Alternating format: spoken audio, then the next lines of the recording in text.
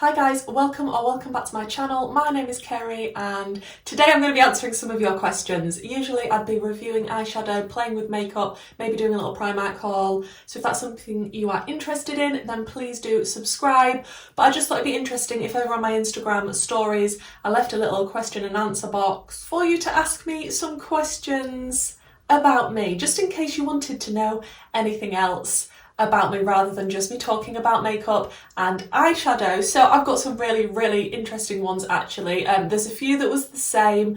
I'm going to go through them. I am an idiot and I didn't save every single one of them, so I do apologise. I think it was the last few that I missed saving before my stories disappeared. But if you'd like to take part in anything like this in the future, please make sure you follow me over on Instagram and then you can take part and ask me questions and take part in polls over there.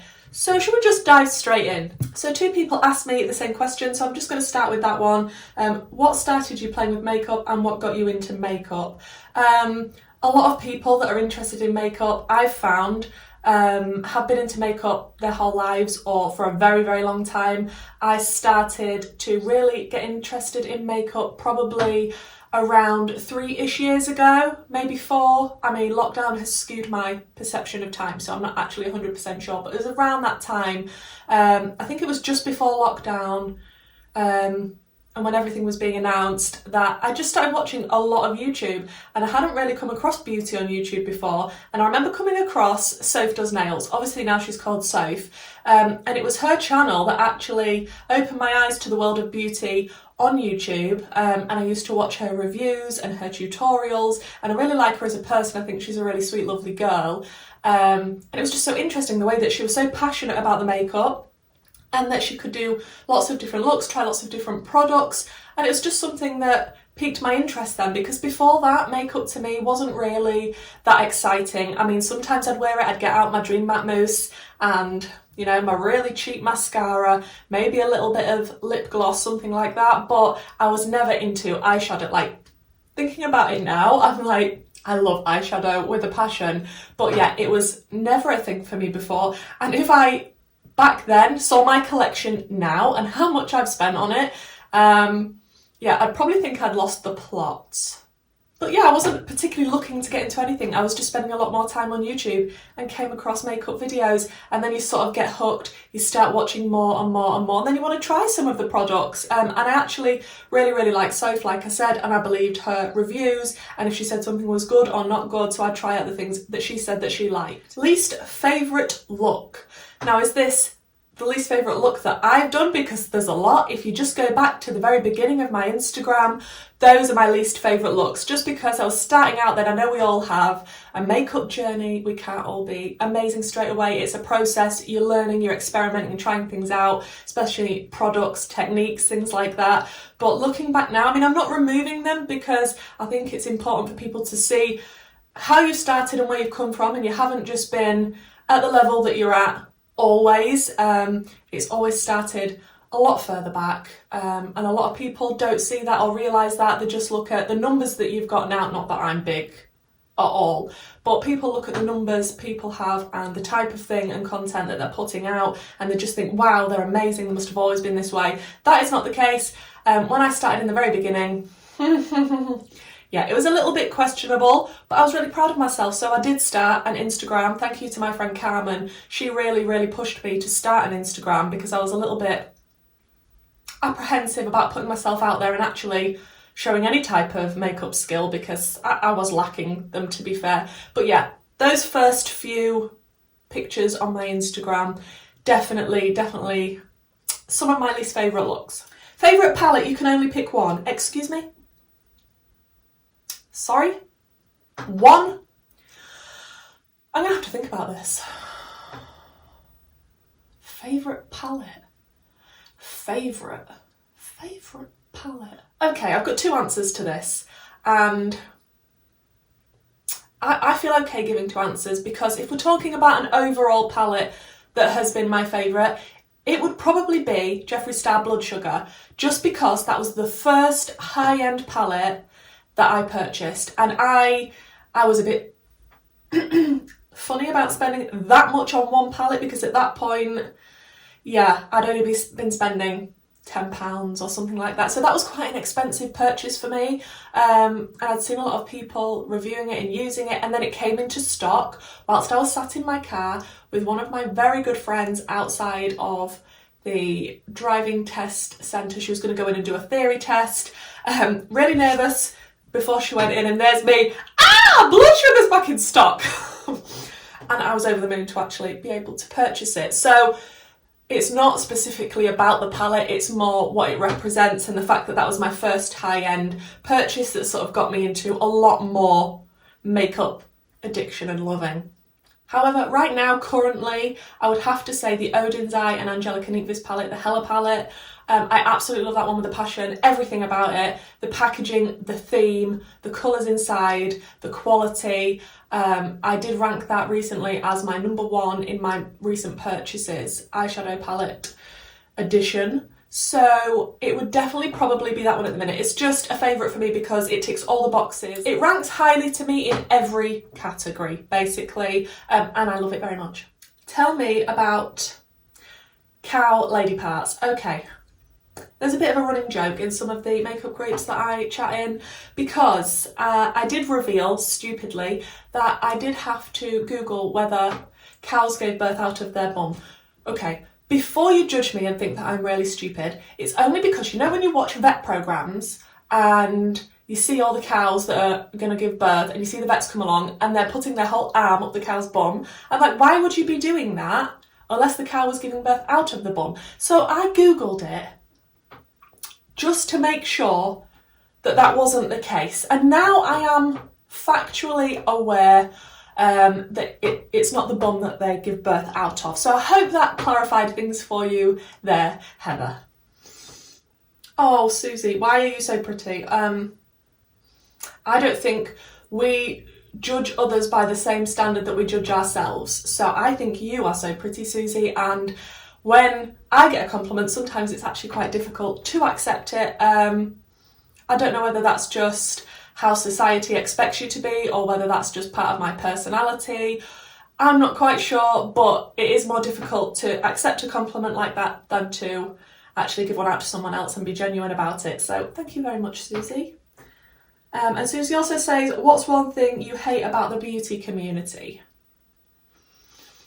Okay, I've got more than one thing I hate, as I'm sure we all have, but I do sort of hate the fact that a brand new palette or something can be launched or released or sneak peeked. It is the next best thing since sliced bread. Everybody wants to buy it. It's amazing. It's talked about ridiculous amounts. Everybody's hyping it up. There's pictures everywhere. It's released. It's really hard to get hold of. Then you get it. It's amazing. You use it. And then you put it in the back of your cupboard and then you're waiting for the next big thing and the next big thing because there's just so many releases. Like take Colourpop, for example. They are releasing something every 5 seconds, it seems, to be honest. And I love Colourpop. I think they have fantastic ideas, really good quality. I have a lot of their stuff. I just think it's too much. As well with Makeup Revolution, they're releasing something every 5 minutes, especially with all the sister brands as well. I just think it is too much. And then if you are into makeup and beauty, it kind of feels in a way that you have to sort of keep up and keep buying the next thing. Also, obviously, it has to be a bit of like the backbiting, the bitchiness, but it's not just in the beauty community. You get it in all communities, really.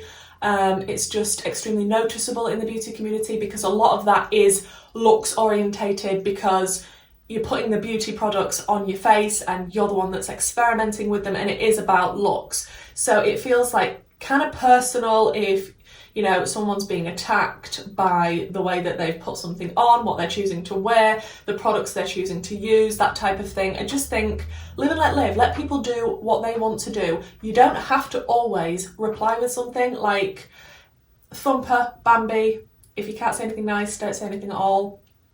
What inspires you? If we're talking beauty related inspiration, I'd definitely say the people that I like to watch on YouTube.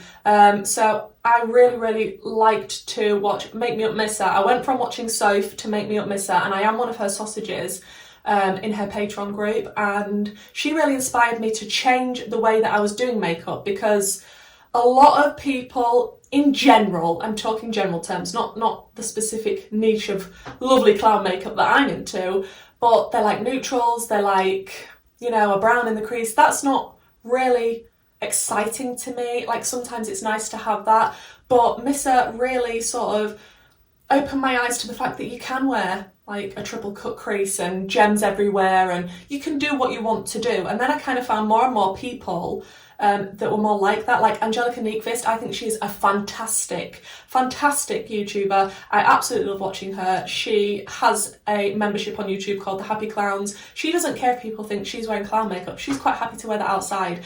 And I like the fact that she thinks everything is wearable, not just browns. So it inspires me when I see other people being true to themselves, using colour, doing what makes them happy. But even if you don't like colour, even if a neutral does excite you, do you. Do not what you see everybody else doing, do what makes you happy. I think that's the thing that inspires me. What did you look like on your wedding day? Well, let me tell you now, I wish I was into beauty and makeup when I got married, because I would have looked a lot different to how I actually looked in my wedding pictures. I will insert a picture if I remember, so that you can see.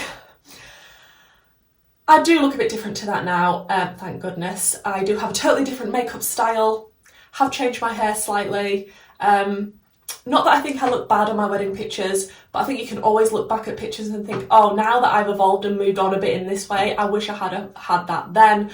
But yeah, that's what I look like.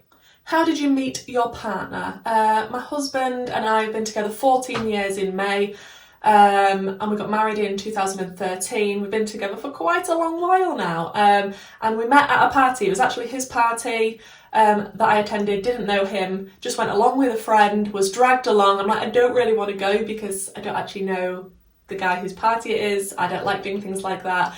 People can be funny about that, like, who are you? I don't know you, get out. But I went along to the party because my friend dragged me along, and I met him there and he spoke to me. He was dressed as Superman, like you do, and that was it really. There was a few meetings after that we came across each other, and then the rest is history. Favourite book or book series? Now that is difficult because I really love the 50 Shades books. I thought that was fantastic, more for the fact of the love story that's within that. I am soppy and romantic, and I do like a soppy and romantic story with a happy ending. I also really did like Eleanor Oliphant is Completely Fine. I think that's a fantastic book. I've read some really good ones recently. What did I read? The Family Upstairs. That's a really good book. It's quite complicated though because it goes to 3 different characters. It's changing every chapter to the 3 different characters, so you kind of have to keep up and remember which one that you're reading about. What was the other one that I read recently? I really do like anything written by J.P. Delaney. I think he wrote The Girl Before, and I think that's where I started to really get into reading the books that he was releasing. There's also like The Perfect Wife, things like that. But J.P. Delaney, absolutely love the way that those books are written. There's too many, but I love books. I used to absolutely love reading the Shopaholic series. I don't think you can beat reading. It is a fantastic pastime if you enjoy it, and you can get lost in a totally different world, and books are so much better than films. Okay, might be an unpopular opinion, but if you've read a book and then you're going to go and watch the film, it's never the same, because the way that the book is written and in so much detail, and you can hear the characters' thoughts, and then you're imagining it in your mind how it is, then you see it in a film, and it's never the same. Favourite Switch game? That is difficult. That is difficult. I've always liked gaming, but it is more on the side of, it started out with like Spyro, Crash Bandicoot, those types of games, and then as I got older it was more Lara Croft, and definitely now with me and my husband we like to play Assassin's Creed. Absolutely love those games. So if I'm thinking specifically about the Switch, Mario Kart Racing, I will beat you, I challenge you. I still have the Nintendo 64, it's a blue one. My husband was trying to get me to get rid of it for a real long time. I'm like, no way, that is a family heirloom, that's going to be passed down and down and down. I used to spend hours playing on that with my dad as a child, and I got really, really good at it. Know all the courses like the back of my hand. Was always Toad. Love Toad, and yeah, I'm a champion at Mario Kart. I'm sorry, something you have been tempted to declutter but haven't. Everything, Kylie. Everything that I've considered decluttering, and then decided against it. I do need to do a declutter. I keep saying I'm going to do a declutter and it's coming up. It is coming up. And when it does, I feel like a lot of Makeup Revolution stuff is going to be leaving my collection. I do like to hold on to it because I am a collector, and I love makeup and I love eyeshadow. And even if I don't particularly like the formula of a product, if I like the colour story or I like the packaging, it's like, oh, but what if I regret getting rid of it? I am a terrible hoarder for makeup. Not everything. I don't like clutter in general. I like quite minimalistic styles. But yeah, I need to do a declutter. There is so much that I need to get rid of. Yeah, there's quite a lot. What fake tan do you use? Is the first part of this question from Rachel. I love the fake tan I use. I don't like the moussey ones. I don't like ones that make you too orange and too dark. Like, I have got a little bit of fake tan still lingering on me at the moment, not on my face, but on the rest of my body, because I am lighter than this. But this is not the full opacity of the tan. It has been washed quite a lot. But I absolutely love the Saint-Tropez tan, and it's the gel one. I'll put a picture on screen. I'll link it down below if I remember. It is amazing. And I used to have the facial spray that goes along with it. That is also really, really good. So it is a clear gel. You can't see where you're putting it when you're putting it on, but if you just sort of imagine in your mind as you're rubbing it in, and then after so many hours, I can't remember how many hours it is now, it comes out with a really nice sort of golden tan rather than an orange tan. It's not too dark. It just feels like, it actually feels moisturising on the skin. Even my eczema patches don't seem as bad after I've put the tan on for the next sort of week or so. It does fade evenly as long as you remember to keep moisturising. I absolutely love it with a passion. It's not the cheapest, but I just won't use anything else. I absolutely love it. The second part of the question is, and what palette do you regret buying most? And you're fab. Oh, thank you, Rachel. The palette I regret buying most, the first one that springs to mind is the Made by Mitchell Milk palette. I love Mitchell's palettes. I like the collab that he did with Beauty Bay. I thought that was absolutely fantastic. I wish that they'd bring that back, to be honest. I can't believe it's gone. It's just amazing quality. Not so keen on the shimmers, but the mattes in that are amazing. Loved it when he came out with his own brand, Made by Mitchell. Did purchase quite a lot of things, like the blushes. I still need to try the bronzers. So I did get every palette from his brand. And the two palettes that was at the beginning, the Feet on the Ground and Head in the Clouds, really good quality, really nice colour stories, absolutely love them. Love the fact they came in pouches as well. I know a lot of people didn't. Even the smaller mini palette, really liked that. Oh, absolutely beautiful, nice companion palette. And I felt like the quality was good. Although I felt like it was slightly overpriced and the shipping is expensive, I felt like it was really good quality. And then getting the milk palette, I did get it on offer. Thankfully, I got it 50% off. I did wait a while before I purchased that one, but I thought, do you know, the collector in me wants to get them all. And although it had a lot of neutrals in it, it did have enough pops of colour to keep me interested. So I did purchase that, and then I do have a video testing that for the first time on my channel if you want to look back and find it. The blue.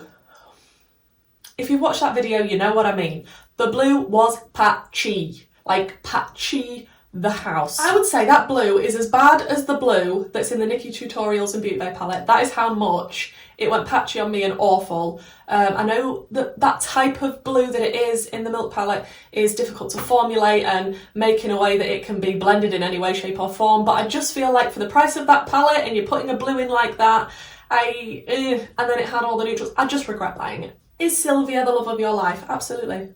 I love you, Sylvia. Complete the drunken Kerry sentence. Bang, bang, bang, I'm ... Okay, a little bit of context. My friend sent me this and I've been friends with her for a very long time. Since I was in secondary school, early secondary school. I can't even think what age I was or how many years that's been. I don't really want to think about how long that's been. But yeah, we used to spend a lot of time together. When we used to have our little bottles of Wicked and VK or whatever it was that we had. Yeah, bang, bang, bang, I'm a van. Look, I don't know what that means. I just thought it was hilarious at the time that I said it when I'd had a few Alka-Pops. When was the last time you had cheesy bread? Ooh, I have a lot of garlic bread. But the last time I had cheesy garlic bread, ooh, quite a long time ago. Actually, maybe I need to get some because I do tend to have a spaghetti bolognese. They're on every week. I do like a spaghetti bolognese, so I might actually pick some up. What's your McDonald's order? Now, if this is breakfast, then I'm very upset because it was always the bagel, the sausage and egg bagel. Absolute perfection. You got cheese stuck all over your teeth. It was amazing.